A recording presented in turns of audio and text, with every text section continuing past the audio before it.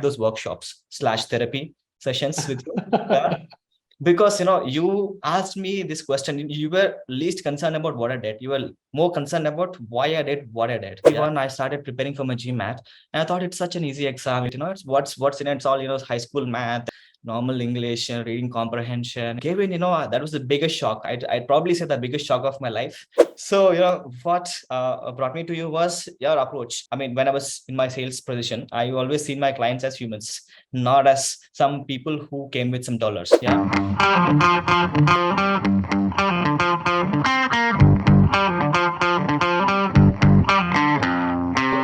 Hi everyone, this is Piyush Ranjan. I'm the founder of Management Masters, a boutique admission consulting firm for the top MBA programs around the world. Today we have with us Phaneendra. Phaneendra worked with us to apply to multiple B schools, and currently he's heading to Georgetown, McDonough, a top B school in the US. And without further ado, let's start talking to Phaneendra. Hi, it's been great seeing you again after such a long time, Phaneendra. Right. Could you just give us a brief introduction about where you're coming from? Sure. So I was born and brought up in Hyderabad, yeah, the land of exotic biryani, or the best biryani in the world, as you would like to call it. Yeah. So growing up here has given me sort of identity. I've gotten connected with the city, and also it's like a love-hate relationship I have with the city. And living in the city has shaped my relationship with how I approach things, how I approach people, how I approach business, how I approach work, how I approach my relationships. Everything I did in my life so far has been connected to the city. So yeah, growing up, I've been this sort of kid where I mean, everybody would say that I want to become a rocket scientist, or I want to become a dancer, I want to become I didn't have anything of that sort. If you'd asked me one question, and probably a month later, if you'd asked me something, I would have had a different answer. So I've always been that kid who stepped multiple boats, like, who just started juggling multiple boats at one time. Yeah. So yeah, so I ended up trying a lot of things. And more than saying that, I wanted to do a specific thing, it has been something like I did not want to do. I mean, it's been like I know what not to do than what I wanted to do. So That's that's why I started absolutely eliminating a amazing. lot of things. Yeah, Right. eliminated music, eliminated direction, eliminating playwriting, and a lot of things, eliminated engineering as well, a lot of things. So that's how I ended up. I mean, that's in a, way, a little bit short introduction about me, if you want a Right. fun introduction. That sounds very interesting and a very interesting way of going about your life choices. But could you tell us a bit about what were you doing professionally? What were you working on? And how did you start thinking that an MBA would be the right thing to do at this point in your career? Sure. I mean, it started when right after my undergrad, I had a business idea. I wanted to be into a business where I'd be helping directly the people. So I set up an online marketplace where I'd be collecting the handicrafts from rural artisans, and sell them online, and also do some events in the cities. So that with that intention, I did a marketing diploma back then in 2016, I believe. Yeah. So I ended up knowing what the marketing terminology is like, what the financial terminology and all that. But yeah, that has given me a bit, how do I say, step ahead into getting into the business arena. But what I did lack at that point of time was, how do I manage people? I did not know Mhm. that. Yeah. So obviously that did not end up working well. So I thought I'd get into the corporate world and understand how do we build teams, how do I interact with people, how do we form clients, how does the relationship work, how do we source clients, and all this information. That is what I wanted to learn.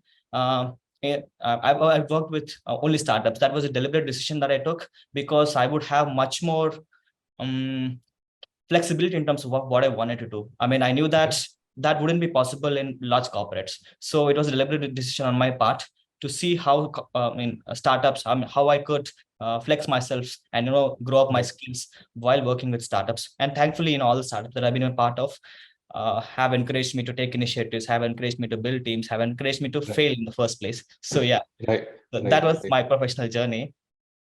Right. So how did you come to that, aspect, after having worked for 4 5 years at various startups in varying roles, how did you come to that the next step for you should be an MBA instead Right. of So maybe it a different happened role? probably during COVID, like with everyone. I started thinking a lot.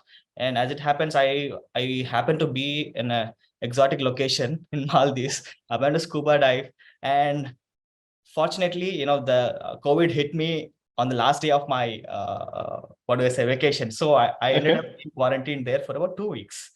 So during that time, I've had a lot of time because I was in the middle of nowhere, small island in the middle of Indian Ocean. Like, me and my friend, two or three other friends, did not get COVID, so they went back to India and US.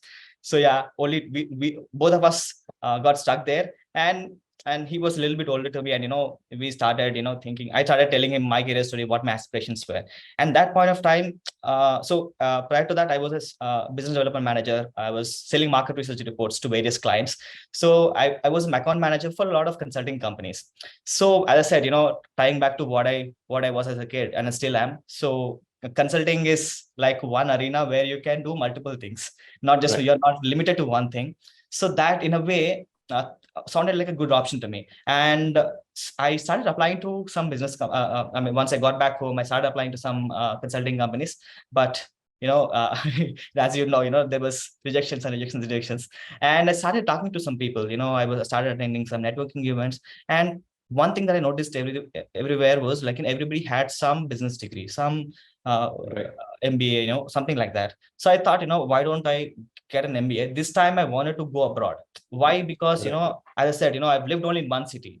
So that Right. in a way was a boon and a bane for me. So I didn't want to be tied up with the same people again, not because I hate them, because I wanted to expand my horizons. I wanted to have that diverse mindset. So yeah, I started looking for business schools. And at that point in time, when I didn't know anything about GMAT or anything, yeah, I just started researching, what schools are better, which countries would I want to be, which countries would be good exposure for me to be in a specific sector that I wanted to be in. So yeah, that's how MBA came into picture. And I mean, rest Right. is like, So it's been quite a long journey. It's been like a 3-year journey for you to sort of start thinking about an MBA and then end up actually sort of applying and getting in and sort of moving ahead with the MBA plan. Right. That sounds super, super interesting. So would it be safe to assume that, post MBA, your goal is to go into consulting field? yeah. Right. Specifically, I would want to be in consulting, and probably a couple of years down the line, I would want to be in impact sector, because that's where my heart is. Like, I want to be, I want to be doing something that directly helps people. Yeah. Right, right. Makes a lot of sense. Now, before you got into the MBA process, as you sort of got to know more about the MBA application process and what it requires, the GMAT and everything, right? What were the biggest challenges that you expected yourself to face when you got into the process? Could you tell us a bit about that? Yeah, one big red flag on my resume was my low undergraduate score. Um, so at that point of time, I was going through a lot of things, personal loss, and also a couple of. I mean, I wanted to discover myself. I had a couple of other things going on, like an established storytelling club and all that. So I was more interested in extracurricular activities than in my actual Mhm. studies. So that eventually took a toll on my score. But the thing was that I had a good score prior to that and after that. So that, I mean, unfortunately, business schools only consider, I mean, the biggest weightage is given to undergraduate score. So that was Right, the biggest apprehension. I mean, I did know that after speaking to a lot of people, they told me that if I can offset that by having a good GMAT or GRE, that's where, right, they would not consider, not give much weightage to undergraduates. That was the biggest apprehension that I had. right. You decided to take the GRE, whereas a lot of people, and in fact, there is a lot of myth around, the MBA admission space that schools have a preference for GMAT, right? So, what made you choose GRE over GMAT, or why did you take the GRE, if I may ask? Yeah, I mean, it's not like I did not take GMAT. I did give one attempt, and I was super overconfident back then. When back in late 2021, I started preparing for my GMAT, and I thought it's such an easy exam. I'll just go and give it. It's what's in it. It's all high school math and normal English and reading comprehension and all that. So I gave it. That was the biggest shock. I'd probably say the biggest shock of my life. And probably once I gave my GMAT, there's this unofficial score that comes out, right? I saw that I was super embarrassed and super angry with myself, and like, and how could I overestimated myself like that? I came out of the How much did you score, if I may ask? Oh, that's the lowest possible score one can get. Probably it's 480, I guess. Yeah, a super confident. I'll say, don't be, GMAT is not an easy exam. Don't take it so easily. So don't take it so lightly. Don't be like me. Go Right, with proper preparation. So once I came back out of that room, and I thought, like, probably, now if I could focus on, like, how do I say it? If I would have a methodical approach to GMAT, and probably take another 3 months, and prepare properly, I thought about it, but the thing was that I didn't have much time. Back, I thought, I would get probably 700 plus in that score, but you know, as I mean, don't be like me. So, sometimes destiny kicks you in your head. So, so came out and start thinking, what can I do now? I don't have that time. Business schools will start, the applications will start very much soon. So you're planning to apply in the 2021 intake itself? Yeah, 2021 intake, I wanted to do that. No, Right. no, no. Okay. 2021, when did I give the GMAT? 2022, January or February, I gave my GMAT. Okay. So I started preparing in November or December that time in 2021. Right. Okay. So now, if I would take 3 months off, and let's say if I didn't score the enough score, yeah, from what I know, like everybody gives it 2 or 3 attempts. If I didn't score well, I'd be wasting a lot of time. So I didn't have time. So I thought I'll shift to GRE. And I checked with the school that I was interested in, and I mailed them, hey, do you accept GRE? And they're like, we have no preference at all. So whatever you do, it's fine. It's like, okay, acha, ye to acha hai. Then I took my structured approach. Then quant portion is more or less the same for GRE and GMAT. And Right. when it came to the verbal section, things were a little bit different. So, but I was able to focus on that, score well. Right. That makes sense, and that's a very practical approach, right? So you decided to shift gears, and that's absolutely fine, because as far as from the school's perspective is concerned, what they want is a good score. They don't care whether it's GMAT, whether it's GRE, Right. as long as it fits their requirements. I think most of the schools, they don't have any issues with either of the tests, right? Now, one thing that I would want to sort of ask you a bit more in detail would be, how did you prepare for the GRE? Because you are constantly working as well, right? So you're working full time, and this is one of the most frequent questions that we get from people, that they are unable to sort of manage the professional life along with the GMAT prep or the GRE prep. So, were there any tips or suggestions that you would have based on your experience to help people manage their GMAT or the test prep essentially alongside the work? Yeah, so when I started thinking of GRE, I accepted a new offer back then. So prior to that, I was working from home because I had a lot of time. But when I thought of taking GRE, I was working full time in office job. So what I did was I prioritized my time. So I would go early to the office so that I could come early out of the office. So even when I was in the office, I prioritized the things which would give me more results rather than just working full time. Like it was 8 to 9 hours job. Rather than working 8 to 9 hours, I prioritized so that what work would I do which would give me most results. Like so that my manager is on good terms with me. So that I'm in good books with him. So come Right. home, have 2 or 3 hours. I would set myself so to myself, like I'd lock myself in. No Wi-Fi, nothing, just my books and myself, and full focus preparation. In a couple of months, I gave in. The results came in. Right. Now, coming to choosing which schools did you apply to, right? I'm assuming you did not apply to ISP Hyderabad. No, I did not. Right. Yeah. So how did you choose? Where did you want to apply to, and sort of where did you end up applying? And Yeah. could you tell us about the results as well? Sure. I mean, the initial pipeline of schools that I had were 15. So while I was preparing for my GMAT and GRE, I was simultaneously talking to a lot of students and alums from the schools that I was interested in. What helped up was in the Financial Times ranking. I thought I'd probably not end up at too high of a B school, like some INSEAD. I had INSEAD on my list for the very first time, INSEAD, LBS, and all that. Not I probably I don't know what the result would have been, but after talking to them, after seeing what the requirements are, I thought, I fit myself better in some other B school. So I I just began talking to a lot of students and alums from the schools that I was interested in. They gave me a lot of insider information as to how they interact with one another, what kind of culture they propagate, how are they once they graduate from the school, what type of positions that they were in, where the school, how helpful for the school in terms of helping them achieve the certain goal that they have. So based on this criteria and the people that I spoke with, I was able to finalize about 15 schools. And by the time I approached you, I had like 5 or 7 schools in hand. So, Right. I was pretty sure that, I wanted to go with these particular schools, and then approached you with that mindset that, these are the final These are schools. the ones. Yeah. Let's Right. go with them. Now, coming to the application process for all of these, right? Because all of these schools have very different sort of questions, very different perspectives that they look out for when they're sort of evaluating their candidates. So, what was the most important thing that you were trying to portray in your essays or in your application throughout or for each of these schools? Could you just help us understand in terms of, how would you suggest future candidates to also sort of, look at the essays and sort of address the essay question? Yeah. So a couple of themes that I can think of. One was, how does my long-term goal match up to the immediate short-term goal that I have, and how does the school help me get to that short-term goal, and how would I, use the skills that I'd gain in my short-term goal to achieve my long-term goal.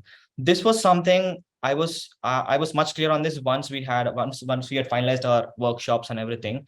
The other thing that I can remember that I portrayed in my essays was mostly what my values were. Yeah. So so these things, what my goals and how the school would help me reach those goals, and also what kind of person am I. Those values, do they align with the school that I'm applying for, their culture, what kind of environment that they try to cultivate in the schools. So does that fit with me? I try to be as authentic as possible in terms of showcasing these things in my essays. Right. Makes sense. And you finally received admit from both McDonough and Esade, right? So have you decided which one you are planning to join? Right. So Yeah, you're I'm going going to to McDonough. now let's come to talking a bit about your experience with us, right? So I'm pretty sure you would have talked to or reached out to multiple consultants. You would have sort of done your due diligence and research. So if I may ask, what led you to decide that you would want to go ahead with your applications with us? Yeah. So that was a simple, straightforward thing for me to decide, because I reached out to about probably 3 or 4 consultants prior to I was reaching out to you. I've had you in my pipeline because pipeline is the wrong word. Probably I'm using too much of sales words, but I mean, a couple of my friends, I mean, they worked with you, and some of them they did not even work with you, but they recommended that, I mean, most of my friends were also applying to MBAs and all. Yeah. So, it was a common thing whenever we'd meet up, which consultant are you going for and all that. But your name came up even prior to me doing the right research. So you were on my mind. And when you were the last person I spoke to, and what attracted me to you was, I mean, I don't mean this romantically or anything. Yeah, professionally. I'm also married with Okay. kids, so no issues. Yeah. Yeah. So, what brought me to you was your approach. I mean, I've always seen, I mean, when I was in my sales position, I've always seen my clients as humans, not as some people who came with some dollars. Yeah. So I didn't ever get that feeling with you whenever I've had that conversation with you. Probably the first conversation I had, it was a random call. Probably I reached my office early in the morning. I was looking when management masters would be open. It was 10 o'clock. I probably call you at 10:01 or 10:02. Yeah. Okay. Yeah. I call you up. Hey, I want to work with you. So you said that, you would choose me rather than me choosing you. I was like, oh, what? This is going to be a tough game. Then, yeah. Uh, then probably you asked me to book a call. I booked it, and you called me at the exact point. I remember I was in my lunch break or something at work. Um, so yeah, you called me. I was roaming around in my office. Everybody was looking at me. He's talking about what Oxford, he's talking about Cambridge, IAC, what schools, and nobody was understanding. I was going here and there, and my boss was giving me this strange looks. What is this guy doing? Yeah. Yeah. But despite that, you told, I mean, during that call as well, asked me multiple questions, what my goals were, what my who was I inspired by, and all this. And finally, you were also, I mean, we had a couple of laughs as well. I thought, this is a good question. I was rooting about, okay, he doesn't reject me. Hope he doesn't say that, he doesn't want to work with me. That's what I was thinking back of my head. But, said that, you want to work with me. Okay, fine. Then it was finalized. Then it was smooth sail from then. Right. That's very kind of you, and I think it's something which is it's not that we choose you. I think it's important for both of us to choose each Right, other, right. right? But I think where a lot of candidates make some mistakes is essentially uh, trying to just go for consultants who they believe can help them sort of get into a Mm, school magically, right? mm, For us, it's very important to really understand the expectations correctly, right? Because at the end of the day, the entire application and everything that are going to be done, mm, every work, whether it's small or large, it's going to be done by the candidate, right. right? What we act as are is essentially as advisors as to what is the best course of action for Mm, the candidate, right? And that is something which is very important for us to sort of ensure that the expectations match. Right. That if somebody comes to us with a very rigid sort of framework, I only want to apply to Harvard, Stanford, Wharton, and I have a 650 GMAT, and I don't want to compromise at all. Yeah. No, it allows us to say, okay, best wishes. Hopefully, you will get through, but we Yeah. probably would not be the right Right. for your requirements. So I think that's something which is very, very important for us to establish. Mhm. But thank you for your kind words, Phaneendra. Mhm. And then we have also a very, very comprehensive process, what we call as the 8-step process, right? Right. So how did that work for you? Did you like that process? What would you say in terms of how the entire process was structured, how we work with you? Any Yeah. feedback that you would have?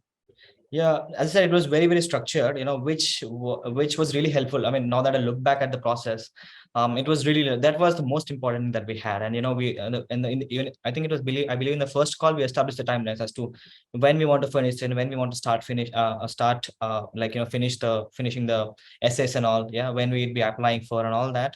That was really helpful because we had set timelines. And also, I'll say, I think we discussed in other call as well, it was more like a therapy session rather than a workshop, probably you should rename that. Yeah, yeah. And, we ended up talking too much and discovered certain things, One most important thing I'll tell you, I am really thankful that, we had those workshops / therapy sessions with you. Yeah, because you asked me this question, you were least concerned about what I did, you were more concerned about why I did what I did. Yeah, so this happened to me, this is like probably the biggest thing, the best thing that I happened to me in my life. I'll tell you why. So once those calls started happening, I mean, like, even business schools are interested in that, they're more interested in knowing about why we did what we did. Yeah, so I might have been a president of India or anything, but they're more concerned about why did I choose to do that, and what tangible results did I get out of it. Although I had results, but I never thought about why. Probably, back then my decision underlying, go back and think about things like, why did I even choose to have a storytelling club in the first place? What my underlying motivations, why did I have to work towards bringing back a lost story form alive, and all these things, really, really helped me. And also, I'll tell you what, post that, I started questioning everybody about the same thing. uh, I went to my, I mean, like, CF of the company. Once we were having a formal dinner, I asked him the same question. Like, he's the same age as I am. And, and he became an entrepreneur, but probably at the age of 22, 23. And I asked him the same question: why did you establish this company? And it's like, he gave me all random answers, but at the end of, he admitted that I still don't have a concrete answer as to why I established this company. And I thought, like, why do companies struggle, why do people struggle? It's because they lack that vision. If we have that why clear, and it's clear for us to establish that vision and work towards it. Yeah, so probably I'll be thankful to you for the rest of my life for. I'm also very thankful that we ended up getting an admit and you are leaving the company because you have just given midlife crisis to your CFO, No. right? He's a friend of mine. He wouldn't mind. So, because these are realistic answers that every entrepreneur, but probably every person in the world needs to have. So, probably why business are failing because they don't have a clear answer as to why did they establish that business in the first place, right? Yeah. Right. So if they have that clear, now I'm clear as to what I wanted to do. And that gave me a clear picture. So as we were writing those essays as well, now that I look back at it, the first essay that we tackled was a lot different from the final essay that we wrote. So I think probably, we were fine tuning my answers, like, okay, this is working and this not working. I mean, we did not know back then because we applied to same schools almost at the same time. But now that I look back at it, and I reread it probably a couple of days ago, so I can see the stark difference. Probably, I would approach those essays probably if I had written it now. Yeah, differently if Yeah. I did it now. Yeah. But now let's move on to the rapid fire section, which is the last section of the interview. Mm. Here we will simply ask you very, very few questions, short question, True. but also very, very interesting ones. So we Mhm. are expecting short answers as well. So let's start with the first question. Now that you have been through the MBA application process, what would you say is the biggest myth about the application or the MBA application process itself? Probably that, you just spoke about it, the quantitative aspect of your profile. I mean, it's important, but it's not as important as you think. I mean, as one would think. how do I put it? Like, I can't frame it in the right words, but it's not as important as one would like to think about it. Yeah. Right. Yeah. The second question is kind of a follow-up on that, and that's more about GMAT GRE. So how important do you think GMAT GRE scores are from your perspective? I think they are important. Probably the key ingredient in terms of building up a competitive MBA application. But if one were to score low in that, and you can always offset it by doing other things, like getting a promotion probably, or probably having something else in terms of you led something, some actually did something. So yeah, so important, but not so important. Right. What would you say was the most interesting aspect of the entire application process for you? I mean, once the workshops ended, translating whatever my learnings were, whatever I could think of myself. Okay, I did something, now I'd have to translate those into words. Like, how do I put them, in a convincing manner? So that's probably the most difficult / probably and interesting as well aspect Okay, of. so you already answered my second question, because the next one was what was the most challenging part of the process? Okay, yeah. Right. How would you describe the 8-step process in one word? The most effective, I'd say. Right. And one final piece of advice for future aspirants who are looking for MBA programs, who are looking to apply this year or in the future. Yeah, I mean, have your goals clear, and understand why you are doing an MBA. Does an MBA even fit into what they want to do in the future? If it fits, if they have a convincing answer, yeah, go for it. If not, there are a lot of ways to do a certain thing. Right. Thank you so much, Phaneendra. It has been absolutely a pleasure talking to you. I loved working with you as well. Same here. And I'm really, really hopeful that you make the most of the coming MBA program and the years after that.